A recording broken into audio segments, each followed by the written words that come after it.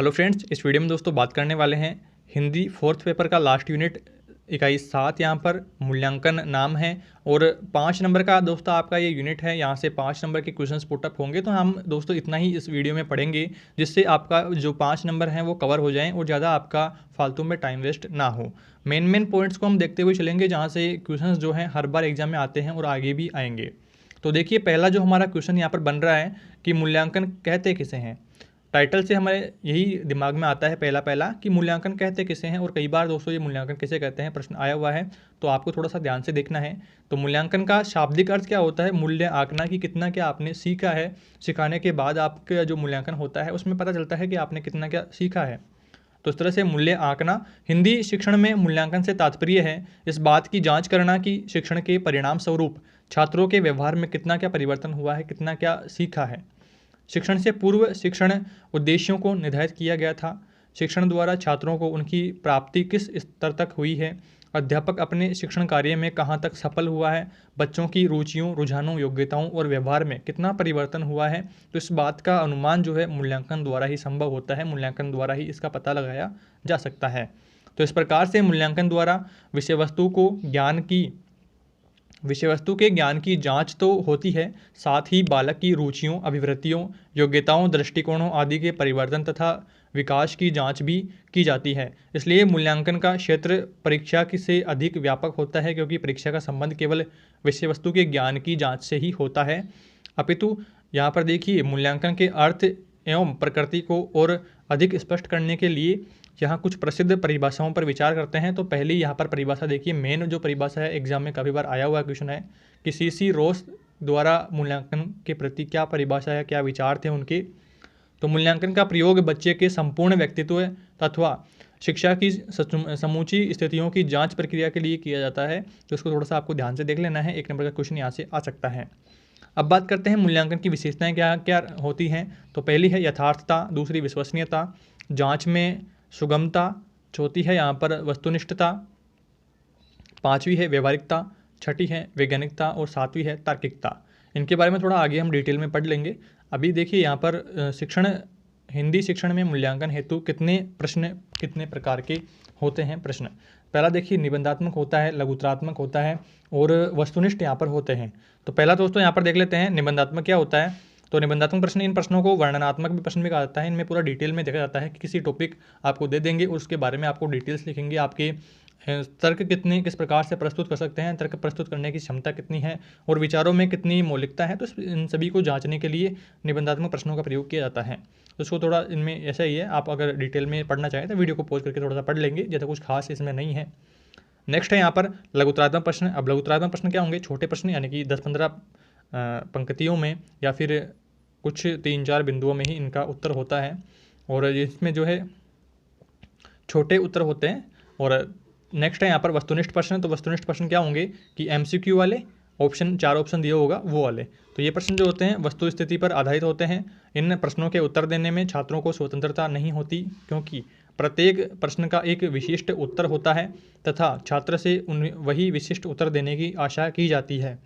यानी कि 4 ऑप्शन दिए होते हैं, उनमें से एक चूज करना होता है और शिक्षक यही चाहता है कि बच्चा जो है सही आंसर को चूज करे। यदि छात्र उस विशिष्ट उत्तर के अलावा कोई और उत्तर देता है तो वह गलत माना जाता है। जैसे कि दोस्तों हमारे चैनल पर भी आपके लिए कम्युनिटी में डेली क्वेश्चन पोस्ट किया जाता है, तो उसमें मैं यही आशा करता हूँ कि आप ठीक आंसर देवें। अगर आपको नहीं आता है तो थोड़ा सा उसके बारे में पढ़ करके, उसके बारे में जान करके फिर आंसर देवें, जिससे क्या होगा कि मुझे भी मोटिवेशन मिलेगा और आपको भी थोड़ा सा सीखने को मिलेगा। तो यहाँ पर देखिए नेक्स्ट है सुनना कौशल का मूल्यांकन। तो ध्वनियों का अंतर समझना, लिपि, नीति, बुरा बुरा, ऋषि, कृषि, मूषक, मूसल आदि शब्दों का उच्चारण करवा करके शिक्षक जो है ध्वनियों के शुद्ध उच्चारण का परीक्षण कर सकता है। नेक्स्ट यहाँ सेकंड पर है। सेकंड में है सुनो चुनो। शिक्षक अभ्यास पत्रक देकर के उनमें से सही शब्द का चयन करेगा। शिक्षक उत्तर का 2-3 बार बोलेगा, उसमें से सही उत्तर बोल करके सही निशान लगा करके सही उत्तर का चयन करेगा। जैसे बेल भेल, भेड़ बेल, भालू आलू, भालू भालू।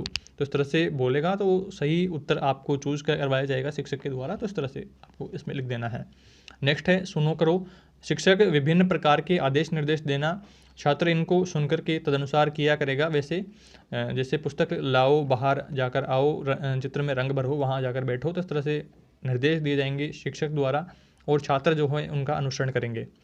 चौथा है सुनो सुनो बताओ। तो शिक्षक कोई छोटी सी कविता या कहानी कहेगा तथा उनको बोधात्मक प्रश्न करेगा या गद्यांश में से कोई एक प्रश्न का चयन कराएगा।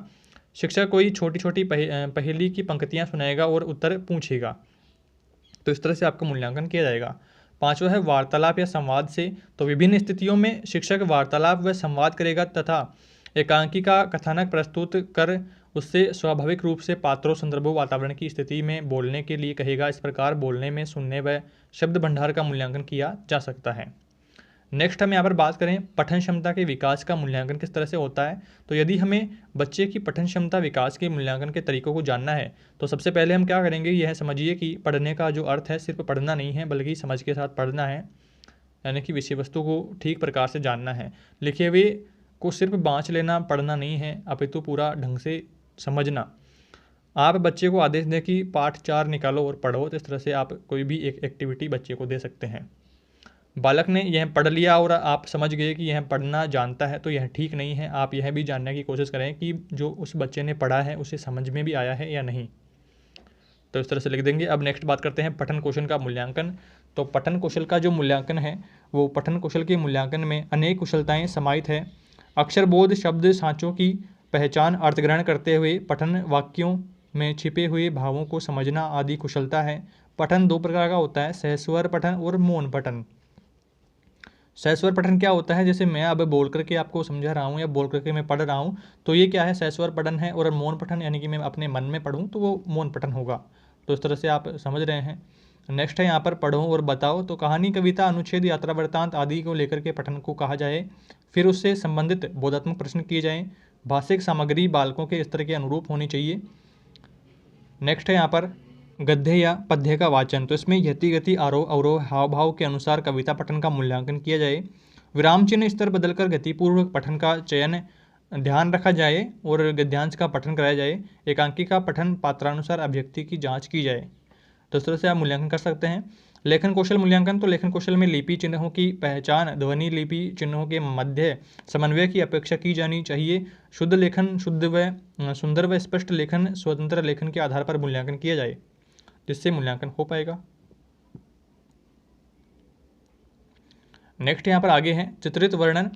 तो विद्यालय वस्तु चित्र आदि के आधार पर उनका लिखित वर्णन कराना, इससे बच्चे की सच्ची अनुभूति का पता चलेगा।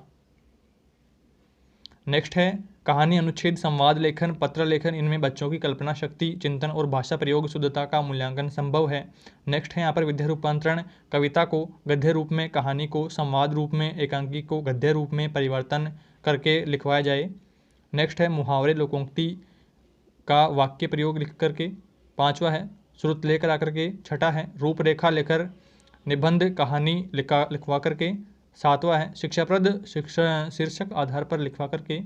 आठवां है सूक्तियों का विशदीकरण करवा करके लेखन कौशल का मूल्यांकन किया जा सकता है।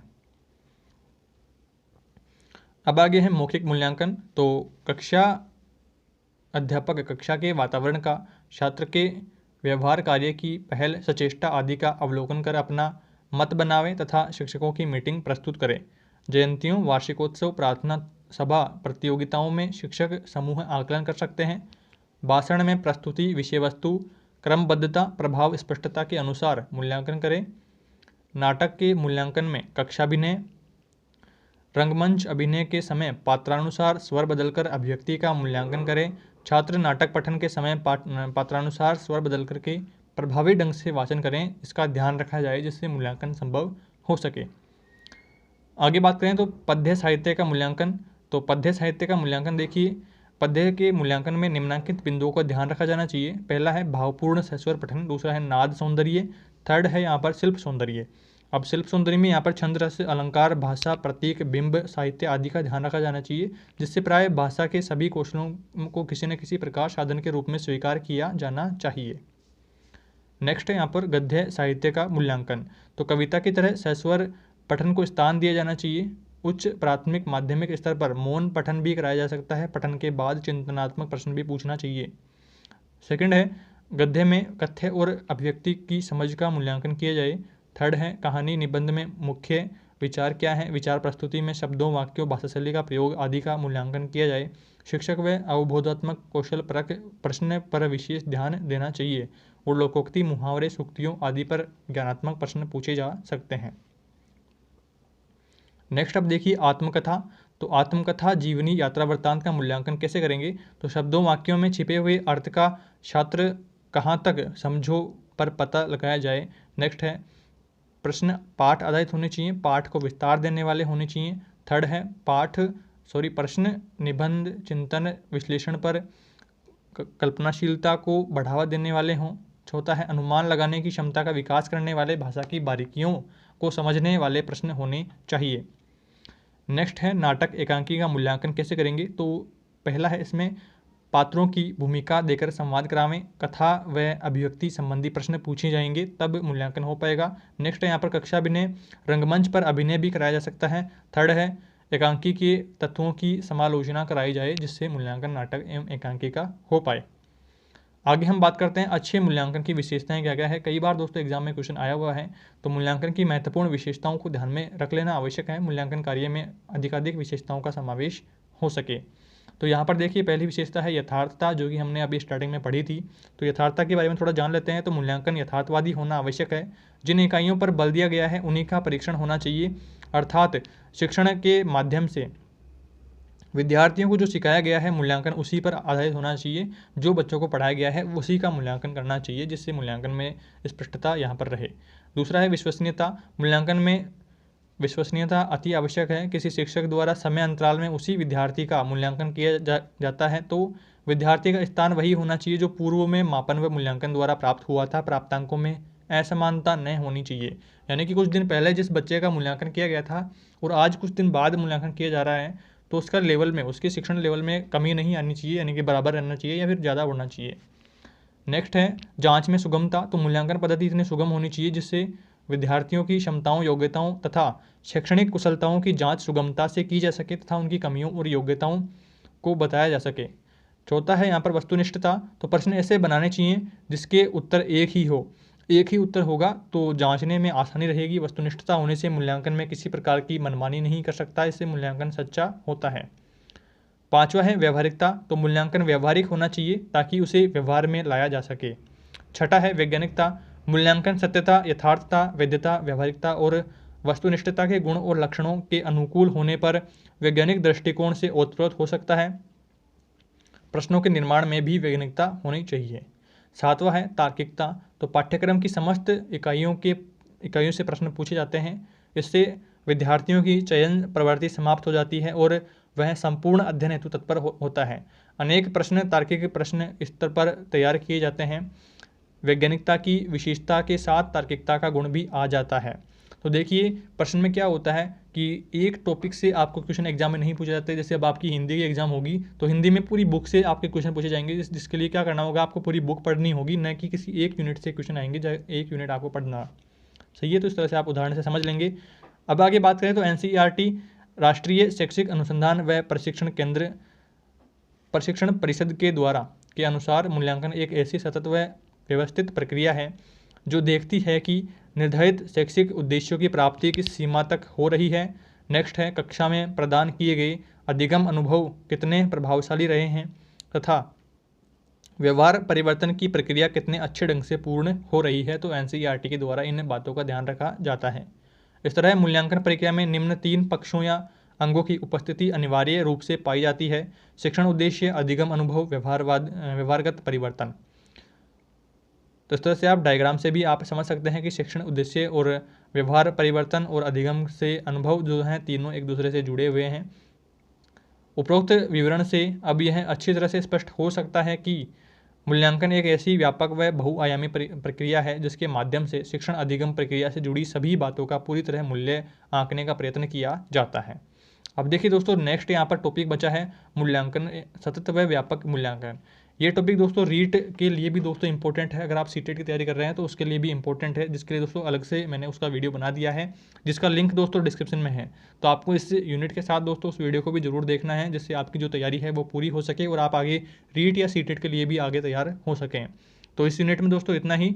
और देखिए पूरा यूनिट हमारा कवर हो गया है और हमारा जो हिंदी का सिलेबस है वो पूरा हो गया है यहाँ पर। जल्द मिलेंगे अगले सब्जेक्ट के साथ। और यहाँ पर देखिए चैनल पर नए हैं तो आप चैनल को सब्सक्राइब जरूर कर देंगे और वीडियो को दोस्तों अपने सभी BSTC फाइनेंस में शेयर करेंगे जिससे उनको भी दोस्तों पढ़ाई में हेल्प हो सके।